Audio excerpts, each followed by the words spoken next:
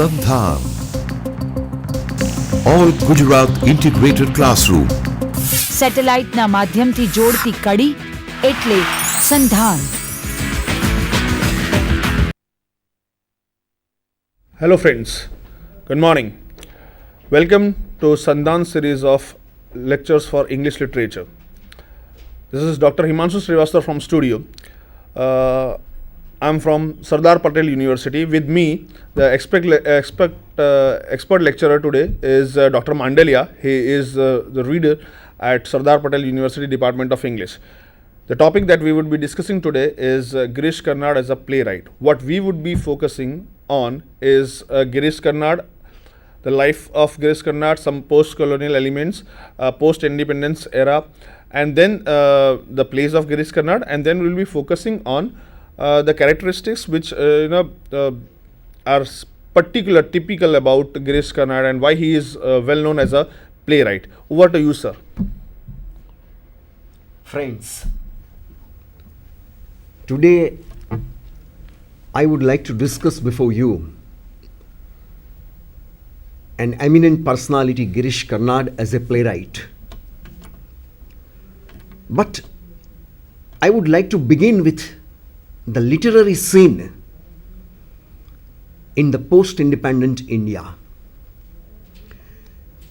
It is true that post-independent India has witnessed a number of authors, but most of them are novelists.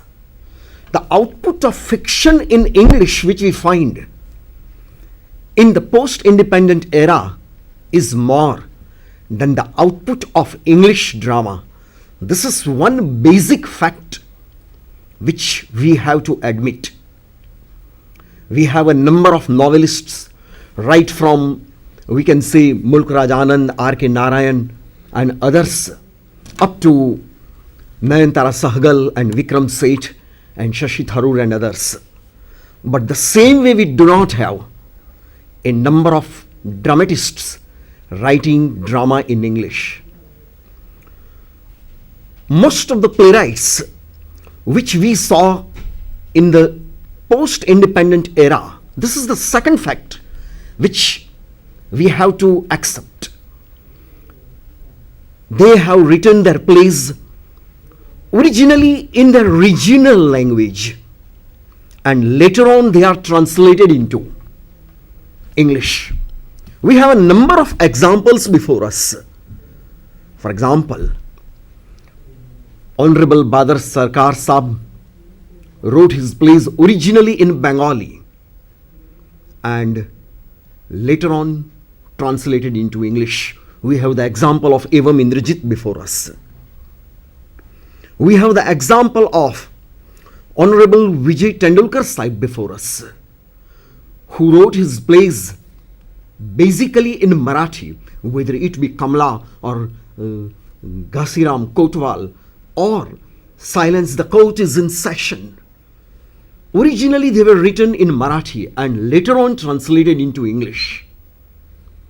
The same thing can be said about Girish Karnad, a dramatist from Karnataka who is from Dharwad, and he wrote his plays originally in Kannada language and later on they were translated into English.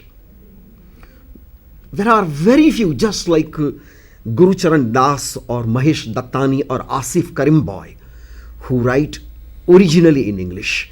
Girish Karnad is a dramatist, a living legend before us, who has remarkably contributed to the Indian drama in English, of course translated into English. After clarifying this basic truth about the plays of Girish Karnad, let us go ahead and see certain remarkable features of his plays. He began his literary career in the field of performing art, writing drama with Yayati, and if we examine after Yayati, Tughlaq, Haivadan, Nagamandalam, and all other plays, the Fire and the Rain, Bali the Sacrifice, Teledand, all these plays which he wrote, we find that he has followed certain techniques. He has made certain sources as the specific sources for the subject matter of his plays. So it would be better first of all to refer to those sources from which Girish Karnad has drawn his subject matter for the writing of his plays. The chief sources for the subject matter employed by Girish Karnad are, we can say, the myth of the Mahabharata. That is the first major source employed by him. The second major source from where he has drawn his subject matter is history. History of India has proved to be a rich mine for Girish Karnad to compose his plays. So history is the second source. The third major source is a collection of short stories written in Sanskrit with the title Katha Sarit Sagar. Even from Katha Sarit Sagar, he has taken the original source for his plays. And one more source which we cannot ignore is Kannada folk literature. Kannada folk tales have also been employed by Karnad for the purpose of his plays. Now let us see which particular play is referring to which particular source, or from which particular source which particular text is composed by him. We have Yayati, and we have also the Fire and the Rain. We have these two works based on the myth of the Mahabharata. We have Tughlaq and Teledand based on the history of India. For both the plays, Tughlaq and Teledand, the meaning of Teledand means punishment, dand, penalty, shirached, what is known as. For Tughlaq and Teledand, he has gone to the history of India for the subject matter of his plays. And we can say that for Nagamandalam, he has gone to Kannada folk literature. He has employed two folk tales of Kannada for the writing of Nagamandalam. This is how we can say that he is a true dramatist of the soil. He picks up the subject matter from the native soil and presents it in the form of a drama. But one fact which must be clarified here, which must be referred to here, is that here is a playwright who doesn't remain satisfied simply by reproducing the history or the myth of Mahabharata or that folk tale. He tries to give a new meaning to that myth. He tries to make it relevant in the modern context. So, even when the original sources are belonging to the past, the subject matter picked up by Girish Karnad has been made relevant. He tries to make it presentable. He tries to make it meaningful in the modern context, in the contemporary context. And that can be seen in case of each and every work written by Girish Karnad, whether it be Yayati, the first one, or Bali the Sacrifice, the recent one. Almost all his plays, they can be interpreted in a modern context. He is the dramatist who has tried to give a new meaning to that myth of the past, that folk tale of the past, or we can say history of the past. Second important thing which I must refer to while talking about Girish Karnad is that there are certain techniques. I would like to give you example play wise, but these are the basic facts which I think I must highlight before I go to the plays individually, one by one. The second remarkable facet about Girish Karnad as a playwright is that he tries to make his plays not only relevant, but he has made use of certain techniques, and with the help of those techniques he tries to make his plays relevant. For example, exchange of identity leading to the problem of identity. This is a universal question, eternal question. Who am I? Question of identity. That is a prime concern of Girish Karnad in almost all his plays. And that we find this problem of identity is introduced by him by the way of the technique of exchange. Somewhere identities are mistaken, and it's in some other plays heads are exchanged. That leads to, that causes the problem of identity. This is a remarkable dramatic technique employed by Girish Karnad. Exchange of heads or exchange of mistaken identity because of mistaken interpretation. Since two persons look exactly the same, identities are mistaken, and that's why it leads to the question of identity. That also we find taking place in his works. One more thing, he has composed his plays. This cannot be ignored. We have to take this into consideration.